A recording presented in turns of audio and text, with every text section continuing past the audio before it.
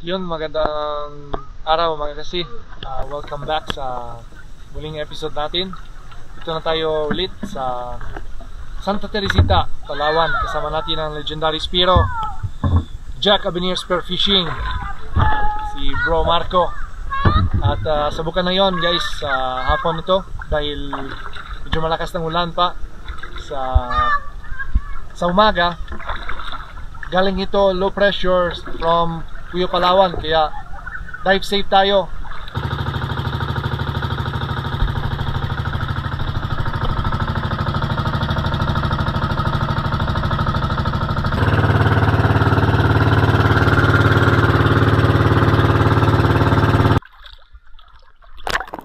Welcome back sa panibagong na episode nating mga kasi. At dito na tayo ngayon sa Santa Teresita, Palawan.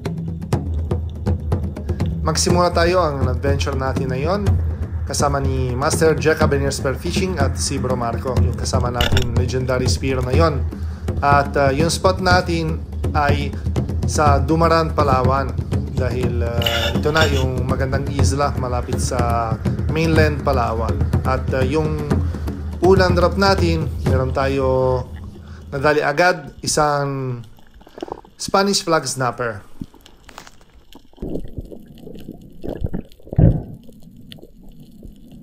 Ang dami na yon, yung mga coral trout or bark chick grouper. Dalawa sila na yon, pero yung target natin na yon ay yung pinakamalaki.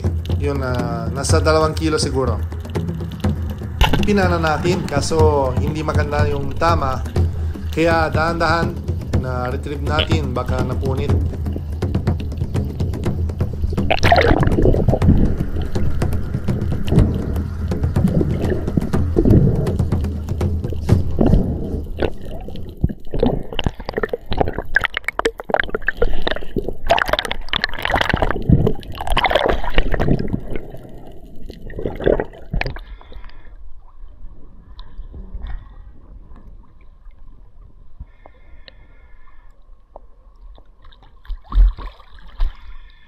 At sa panibagong spot natin, dito na medyo malinaw.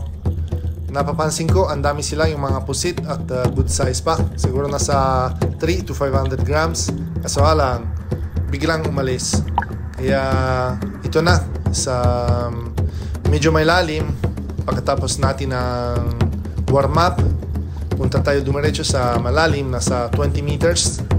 At ito na, yung condition na yon sa dagat, malabo talaga. Dahil maulan kahapon at sa umaga medyo malakas, kaya ito na ang condition na yon. Tapos puro putik dito sa ilalim, pero sabi ni Master Jack, ang dami ng mga GT sa area nito. At ito talaga yung targetin natin na yon, yung mga pelagic.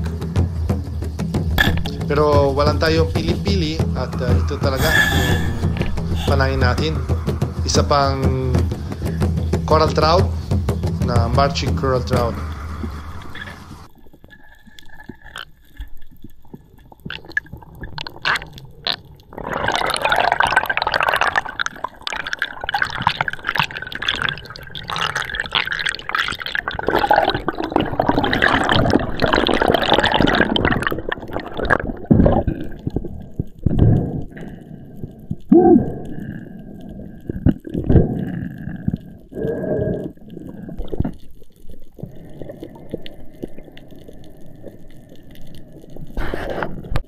Ang dami yung mga bait fish dito sa taas. Ibig sabihin, siguro ang dami sila yung mga pelagic sa ilalim. Kaya doon sa ilalim si Master Jack. Siya talaga yung master sa mga tanige at sa mga talakitok. Pero ngayon, naisipin ko ang dami sila, kasi ang dami sila yung mga talakitok dito sa ilalim. Nakita ko talaga yung kaninang dive ko, medyo layo sila, pero nakikita ko talaga yung mga talakitok. Pero ang dami pa yung mga coral trout or oblong, tawagin sila dito. Kaya pag hindi nasayang yung dive natin, dalayin natin ito dahil maganda pa. Siguro kulang 1 kilo. At ito pa yung pangatlo ng coral trout natin sa araw ito.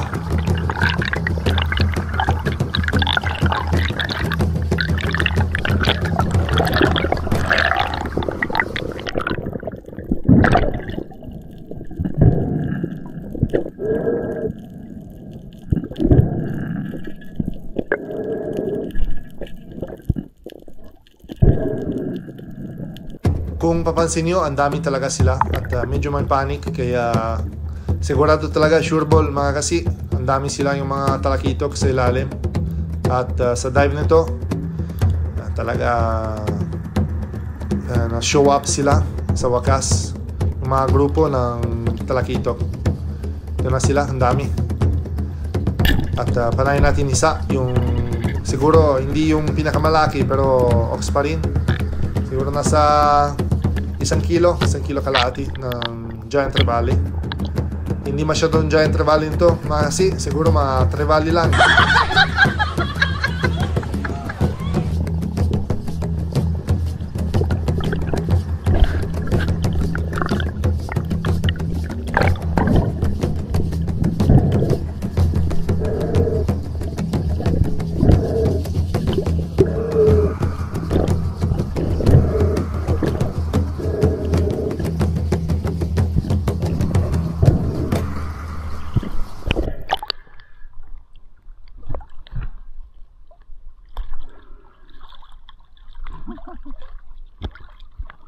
Sa dive nito, dumapa tayo sa mga 15 meters at hintay natin yung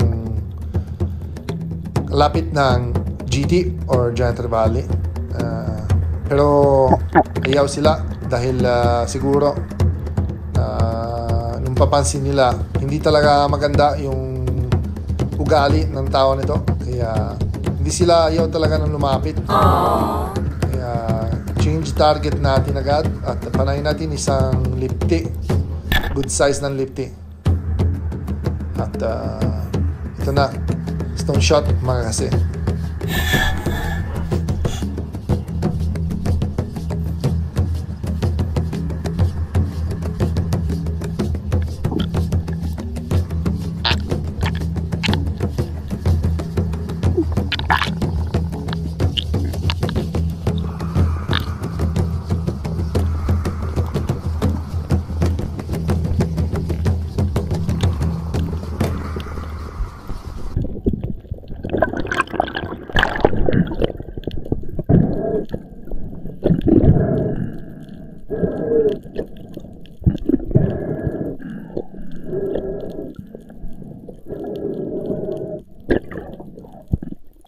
Bumaba tayo ulit sa spot dahil may chances talaga ng panayin isang malaki ng GT dahil usually ganito sila sa spot nito. Yung mga layers, may layers na maliit na isda, tsaka sa likod usually yung mga GT, yung malalaki, doon na sila sa ilalim. Kaya ito naman, kaya subukan natin ang tago sa mga malaki ng bato tapos ng fish call, pero wala tayong papakita, kaya medyo mababaw ko ng sisit na yon, siguro 10 metro. At kung papansin nyo, medyo nag-fog ng camera natin, tsaka malabo talaga sa taas. Pasensya na po mga kasi, pero dalayan natin sa pang lipti, and it's a stone again.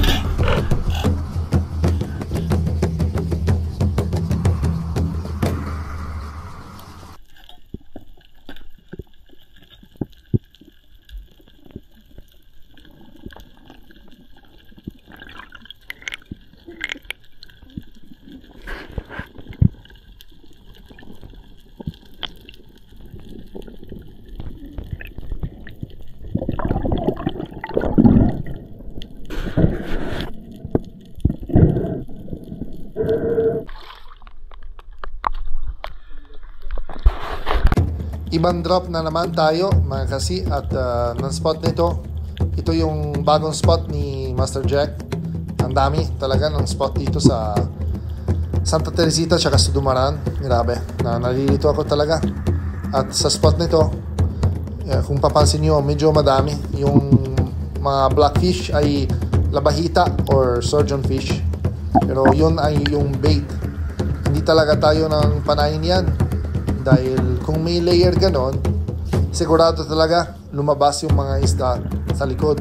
Katulad yung mga suran sa likod, andun na sila. Yung targetin natin na yon, dahil sobrang amo, ay itong mangagat or mangrove snapper. At it's a stone shot again.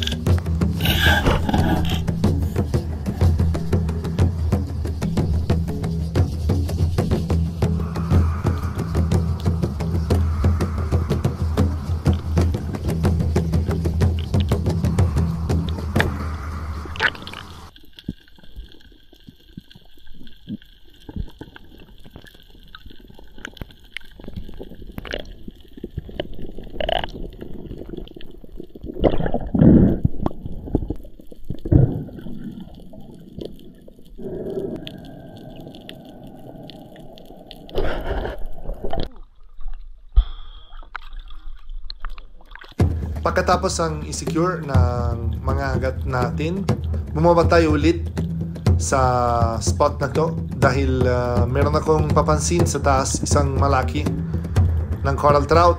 At ito na mga kasi, another stone shot. This time it's a lechon shot, barbecue.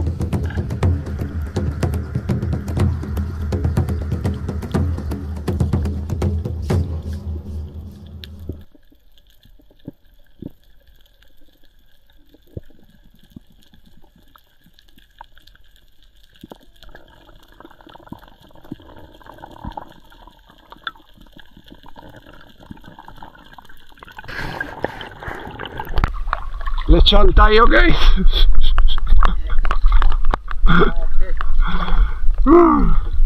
Lechon tayo suno. Okay.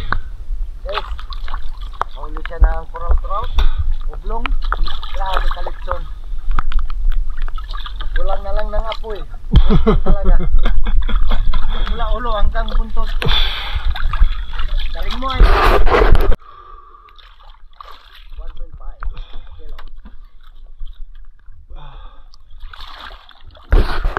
Ito na mga kasi yung nadali natin sa loob ng 3 oras. May sari-sari ng isda. Masaya, pero pabalikin natin na subukan din sa lumang spot dito sa sobrang labo, pero ang dami na isda kahit mababaw. Katulad na yon, panayin natin isang good size na Brasiter Valley. At maganda to pang ulam, kahit kulang siguro 2 kilo.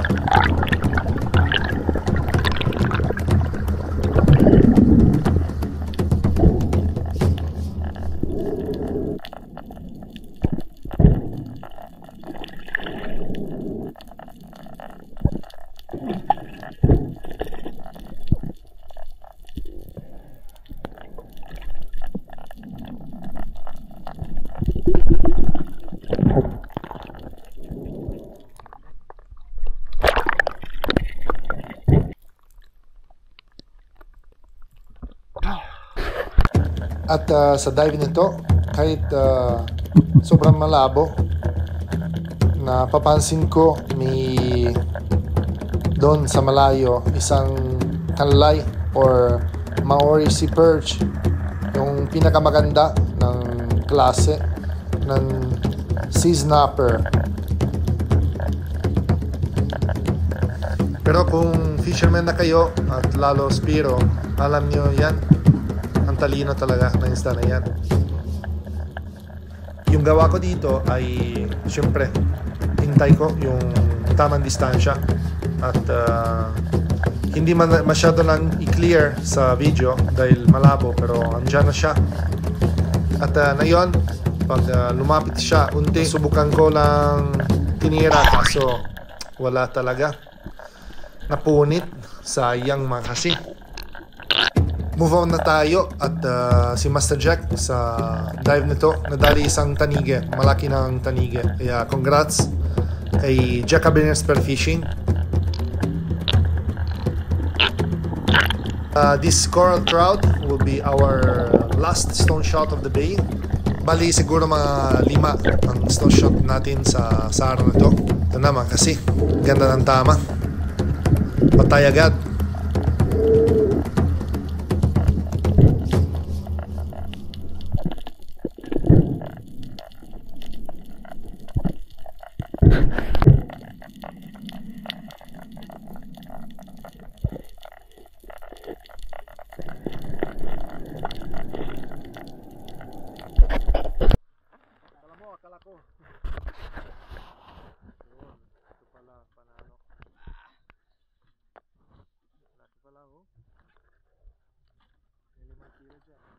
At ito na mga kasi yung nadali natin sa araw na to. Congrats kay Master Jack Habanero Spearfishing sa malaki ng tanigan na to.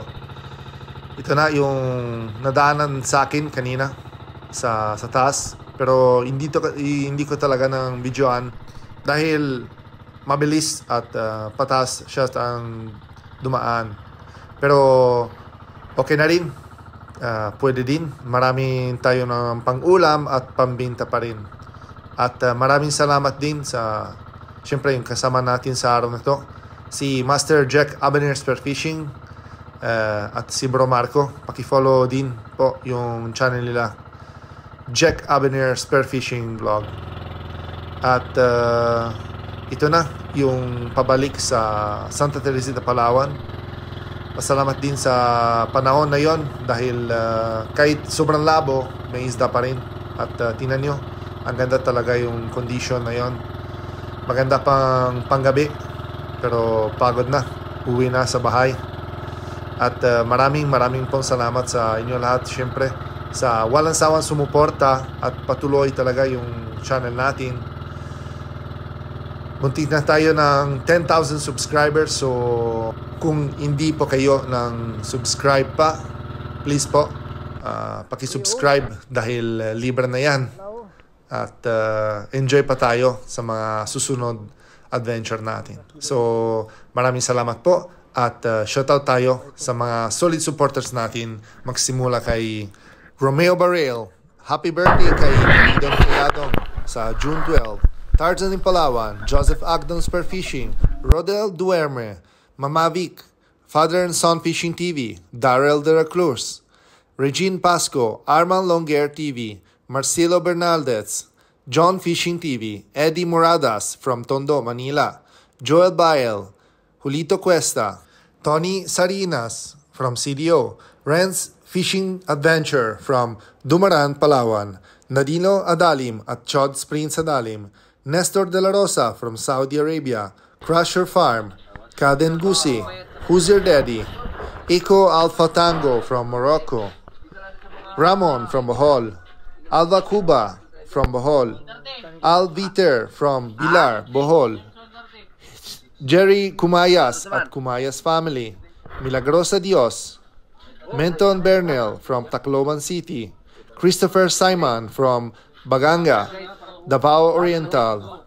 Renato De Solok at De Solok family from Babacangon, Leyte, Armando Suaverde from Bato, Catanduanes, Dennis De La Cruz family from Naik, Cavite, at Rufo Boco from Silang, Cavite.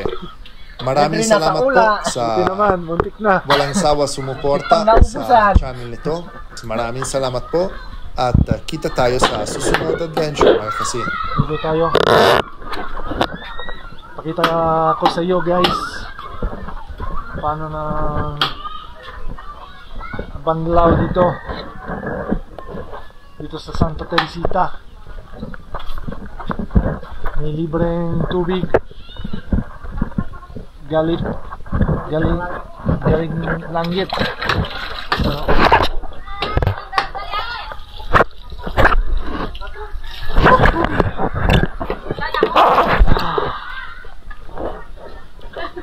Sariwa